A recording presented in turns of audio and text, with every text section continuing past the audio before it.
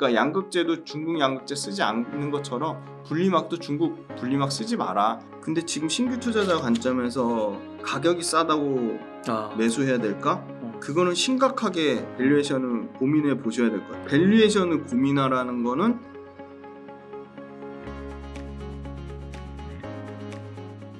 2차전지 업체들 중에서 네. 실적이 좀 안 좋게 나온 기업들 있잖아요. 네, 있어요. 네. 그거는 뭐예요?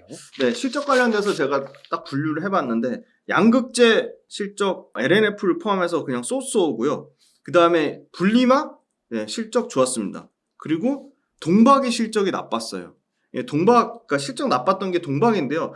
동박이 왜 나빴을까? 동박은 양극재나 분리막에 비해서 기술적인 진입 장벽이 좀 매우 낮다고 보고 있거든요. 그래서 지금 중국 업체들이 엄청나게 많이 동박 관련돼서 공급을 늘려놨다. 공급을 늘려놓으니까 이 가격 판가가 그냥 상당히 많이 빠졌고요. 그 다음에 두 번째는 동박 관련된 업체들 사이에서도 경쟁, 아까 말씀드린 공급을 늘려놓은 것 때문에 굉장히 경쟁이 격하게 심화되고 있다. 심지어 동박 관련돼서는 이제 LG 화학도 나 동박 할 거야. 그죠? 나오고 있죠. 네. 그 다음에 LS 그룹도 동박 관련돼서 추가로 모멘텀이 나오고 있고요. 그 외에 기타 기업들 관련돼서도 지금 롯데 같은 경우가 지금 일진머티리얼즈를 인수해서 지금 동박 관련돼서 지금 하고 있는데 실적을 보시면 동박 기업들 아까 말씀드린 중국발 공급가이기 때문에 SK 넥실리스가 전년 동기 대비 98.6% 감소했어요. 와. 2분기 영업이익이 4억, 그러니까 완전 박살이 났고요. 롯데 에너지 머티리얼도 영업이익이 전년 동기 대비해서 94% 감소했어요. 와. 영업이익 15억 기록했고요. 와. 그 다음에 양극재에 들어가는 양극바, 저는 진짜 삼화알루미늄을 좀 관심 있게 보자고 말씀드리는데 삼화알루미늄은 아직 실적이 안 나와서 그거는 아마 다음 시간에 대표님하고 업데이트 해드릴 수 있을 것 같고, 조일알루미늄 실적 나왔는데 전년 동기 대비 92.7% 감소했어요. 굉장히 실적이 나빴습니다. 와. 이게 일시적일지 하반기에도 이어질지는 조금 지켜봐야 될 것 같고요.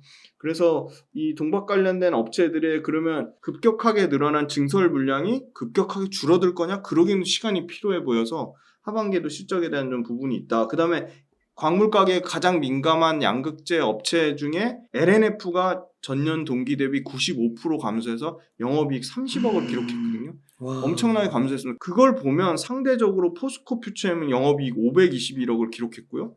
LG화학의 첨단 소재 사업부는 1846억을 기록했고요.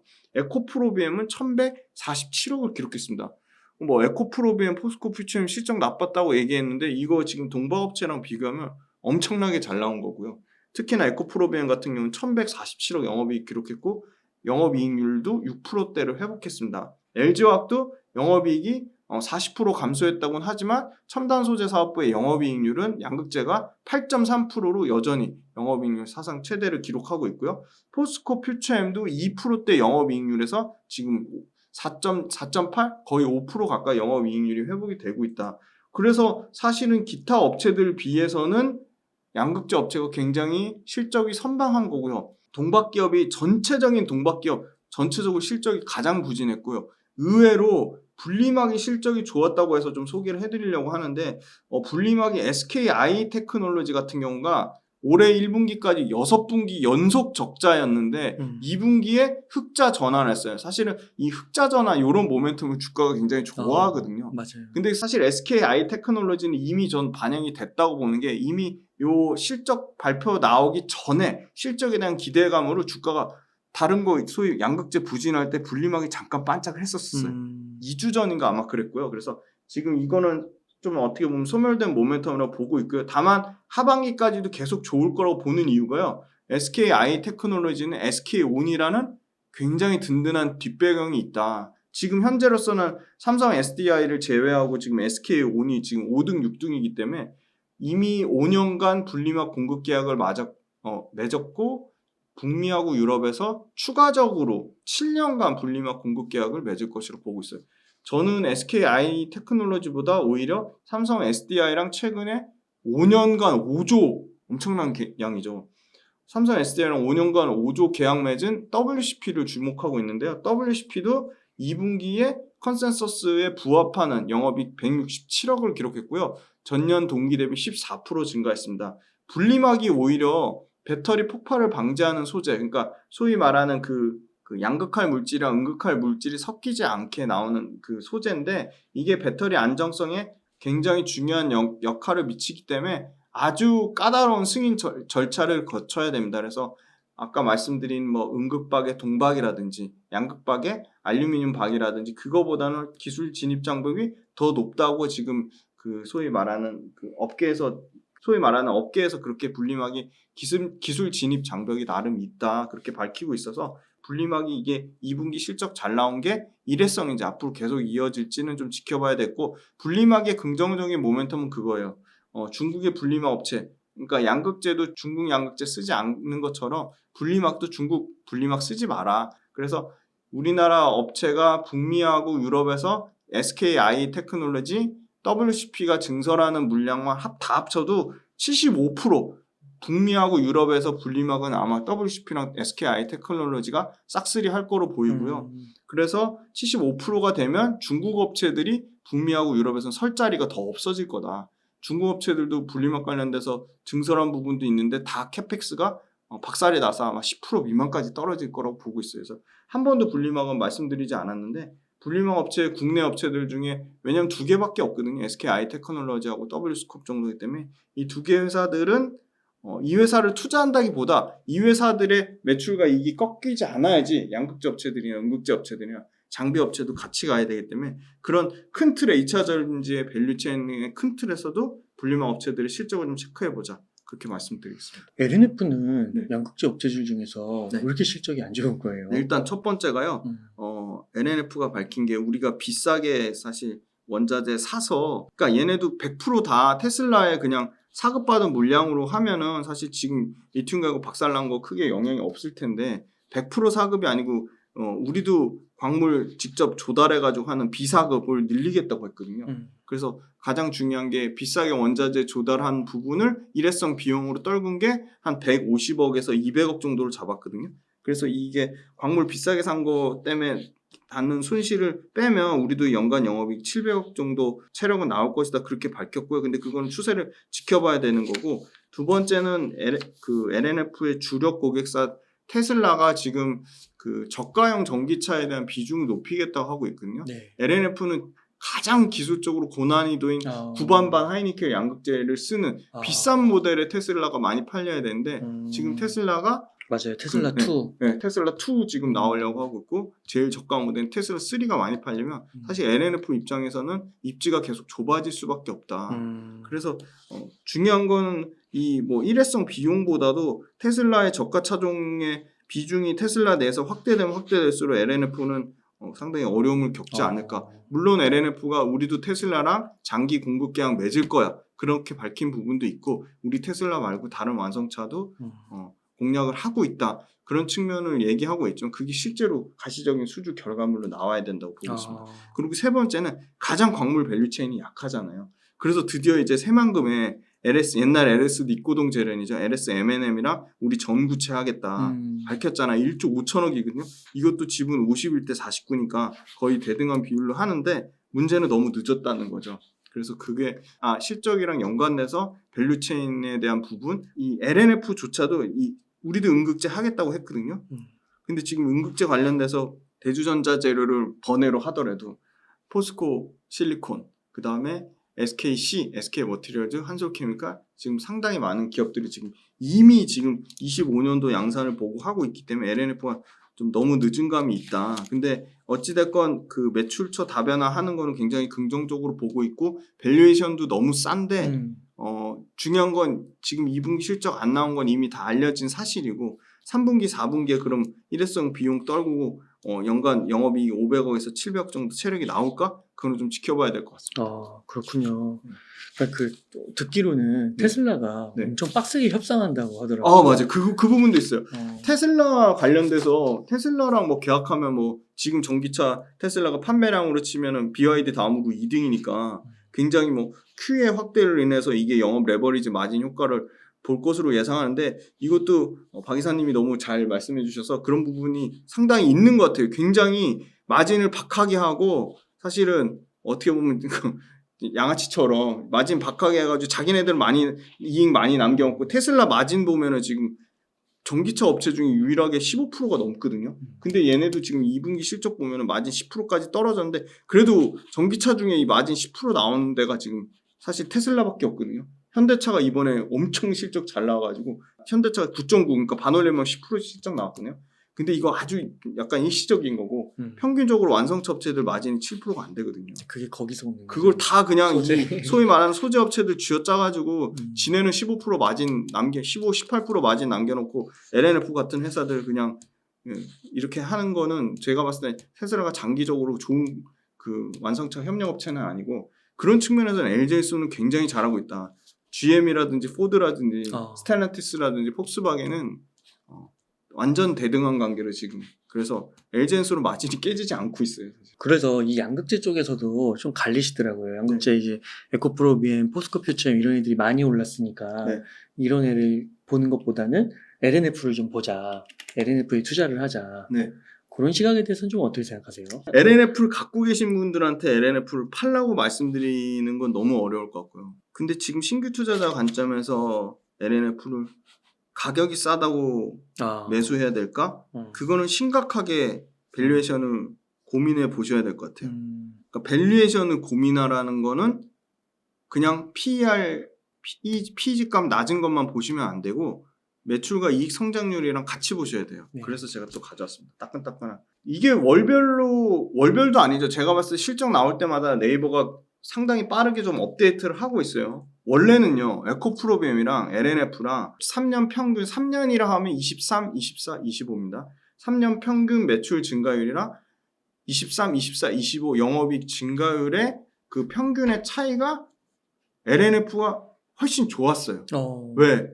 LNF는 23년보다 24년, 24년보다 25년의 기대감이 되게 컸거든요. 실적 증가 폭이. 그러니까 뭐 물론 또 이렇게 욕하시는 분도 있어요.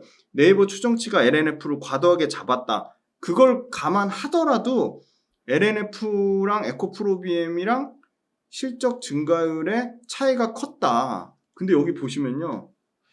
에코프로비엠은 바뀐 게 없습니다. 이 표를 보시면 그대로예요. LNF가 줄었어요. 실적 증가율. 그러니까 문제는 LNF랑 에코프로비엠의 일단 3년 매출 증가율을 보면 원래는 10포인트 이상 차이 났는데 지금 에코프로비엠의 3년 매출 증가율은 45.2% 예상되고요. 추정치입니다. LNF는 46.4%예요. 1%로 줄어들었어요. 10% 넘게 차이 났거든요. 불과 실적 2분기 실적 나오기 전만 해도. 그러니까 엄청나게 매출의 증가폭이 줄어들었고요. 영업이익 증가폭도 원래 30% 넘게 차이 났거든요. 지금 에코프로비엠의 3년 평균 증가율 하나도 변한 게 없어요. 48%고요. 3년 평균 증가율은. LNF 굉장히 높죠. 62%인데 원래 LNF의 3년 평균 영업이익 증가율은 거의 78%, 80%에 육박했습니다. 이게 급격하게 60%로 떨어졌고요. 에코프로비엠은 48%를 유지하고 있습니다. 근데 문제는 뭐냐? LNF는 테슬라가 저가차종 비중 확대면 LNF의 비중은 테슬라 내에서 비중 축소에 대한 우려가 있잖아요. 더 줄어드는 거죠. 더 줄어드는데 심지어 에코프로는 삼성 SDI랑 SK온 말고 지금 추가 수주 계약이 나온 게 없잖아요. 근데 원래는 4월달, 5월달부터 LG발이든 삼성 SDI 발이든 추가 수주 나올 게 있다는 계속 기대감이 있었어요. 근데 LG엔솔하고 워낙 사이가 안 좋다 보니까 LG엔솔 쪽으로 수주가 아예 안 나왔는데 지금 그 소위 말하는 LG엔솔의 기대가 안 나오더라도 삼성 SDI가 지금 유럽에서 굉장히 출하량이나 점유율이 많이 올라가고 있어요. 그리고 삼성 SDI가 파는 차종 BMW 고가 차종 있잖아요. i7이나 X 모델 그리고 삼성 SDI 하는 리비안 픽업 트럭이 컨센서스를 상회하는 수준으로 잘 팔리고 있어요. 그러니까 삼성 SDI가 잘 되면 삼성 SDI는 굉장히 LG엔솔이나 SK온보다 보수적으로 캐펙스를 안 늘려놨잖아요. 그럼 합리적으로 추론해 볼 수 있어요. 삼성 SDI가 유럽에서 캐펙스가 SK온이나 LG엔솔만큼은 아니더라도 그 최소한 그거의 절반 정도 수준? 아니면 아주 보수적으로 잡아서 40에서 30% 정도는 캐펙스가 늘어날 가능성이 있네? 그러면 삼성 SDI의 가장 핵심 우량 고객사는 포스코 퓨처엠이 아니라 에코프로비엠이거든요. 단기적으로 에코프로비엠 말고 포스코 퓨처엠이 삼성 SDI랑 계약이 그러니까 대형 계약이 터져서 그렇지 삼성 SDI의 가장 양극재 핵심 납품처는 에코프로비엠이기 때문에 네. 삼성 SDI가 유럽에서 북미에서 커질 가능성이 매우 높다고 보면 에코프로비엠은 오히려 더 커지는 거죠. LNF보다 더 추가 수주 가능성이 저는 기대감이 높다고 보고 있어요. 그렇군요. 네. 그래서 음. 에코프로비엠이 비싸지만 밸류에이션으로 보면 또 밸류에이션 비교해 드릴게요. 상대적으로 비쌉니다. 근데 워낙 그 에코프로비엠이 최근에 주가가 많이 빠짐으로 인해서 밸류에이션이 싸졌고요. LNF는 실적이 너무 나쁘게 나오는 바람에 밸류에이션이 싸지지 않았습니다. 양극재 에코프로비엠 PER 밸류를 보면 23년 올해 기준으로요. 자, 오늘 주가 반영된 PER로 한번 볼게요. 1배고요. 이게 25년 기준으로 하면 40배로 떨어지고요. LNF 보시면 양극재 업체들이 이제 2년, 3년 밸류, 5년 밸류 땡겨온다고 하니까 그럼 지금 사실은 LNF가 실적이 깨져가지고 지금 올해 54배, 2배 차이가 났거든요. 그러니까 PER 밸류상으로는 54대 100배니까 2배 차이가 났는데 실적이 가파르게 증가폭이 줄어들다 보니까 LNF는 2025년 PER 기준으로는 14배, 에코프로비엠 PER 기준으로는 25년이 40배죠. 그러니까 PER로는 14배 대 40배인데 이거를 이제 PEG 값, EPS 성장률로 나누면 에코프로비엠은 0.84배가 나오고요. 그 다음에 LNF 같은 경우는 LNF 한번 계산해볼게요. 2025년 기준으로 계산해볼게요. 이 EPS 성장률은요. 25년도 EPS 나누기 24년도 EPS를 나눈 다음에 빼기 1 한 다음에 곱하기 100을 하시면 돼요. 그럼 49.7%가 나오거든요. 그러면 PER을 EPS 성장률로 나누면 14배를 49로 나누면 0.3배입니다. 0.3배고 에코프로비엠 계산해 볼게요. 에코프로비엠은 25년 기준으로 보면 0.7이에요. 이게 증가폭이 PER보다 더 가파르면 PEG가 당연히 낮아지는 거거든요. 그래서 PEG로 구조적으로 성장하는 거니까 PEG로 계산하는 게 맞는데 LNF는 이익 성장률이 떨어져서 0.3배가 되는 거고요. 에코프로비엠은 PER이 엄청 높은데도 이익 성장률이 PER 높은 것보다 더 높으니까 0.7배까지 떨어지는 거예요. 그래서 결론은 뭐다? 디테일하게 밸류에이션을 계산해 보시고 LNF가 단지 PER 값만 낮아서 투자할 건지 신규 투자자 입장에서는 그걸 고민해 보셔야 될 것 같고 캐펙스도 비교해 보면 에코프로비엠은 71만 톤, LNF는 최근에 늘려서 2026년까지 우리 45만 톤 한다고 했거든요. 그러니까 45만 톤 대 71만 톤 캡하면 이 캐펙스에 따른 매출 차이도 나니까 저는 오히려 에코프로비엠이 최근에 주가가 많이 고점 대비 47% 빠졌거든요. 그래서 PER 밸류로 봤을 때는 에코프로비엠이 비싸지만 여러 가지 제반 여건을 다 종합적으로 고려해 보면 LNF보다는 에코프로비엠이 더 매력적이고 에코프로비엠보다 더 비싼 밸류를 받는 포스코 퓨처엠이 저는 가장 매력적이다. 왜냐하면 음극재라는 모멘텀을 가지고 있기 때문에. 포스코 퓨처엠, 에코프로비엠, 그 다음에 LNF. 그 다음에 LNF. 그렇게 이제 보시는 거군요. 그 LNF보다 더 싼 거는 지금 사실 LG화학이 더 쌉니다. 그래서 LG화학 계속 주가는 빠지고 있지만 여전히 LG화학이 LNF보다는 더 매력적이다. 그렇게 보고 있고 LNF랑 코스모 신소재랑 지금 비슷한 정도 수준이다. 주가상으로는 LNF가 뭐 지금 제일 많이 싼 건 맞는데 그냥 싸다고 해서 신규 관점에서 하기에는 굉장히 좀 여러 가지 좀 많이 팩트 체크를 해보이고 주의가 필요하다고 보고 있습니다. 그래서 지금 사실은 에코프로비엠이나 포스코 퓨처엠이 계속 올라갔으면 LNF의 상대적인 가격 싼 매력이 더 부각이 됐을 텐데 포스코 퓨처엠, 에코프로비엠 다 심지어 코스모 신소재까지 다 박살이 났거든요. 그래서 LNF가 이제 진짜 단순히 지금 주가만 싼 거 가지고는 매력 어필하기엔 상당히 좀 어려운 상황이 됐습니다. 그 주가가 싸도 미래 성장성이 있어야 그렇죠. 되는 거지. 그렇군요.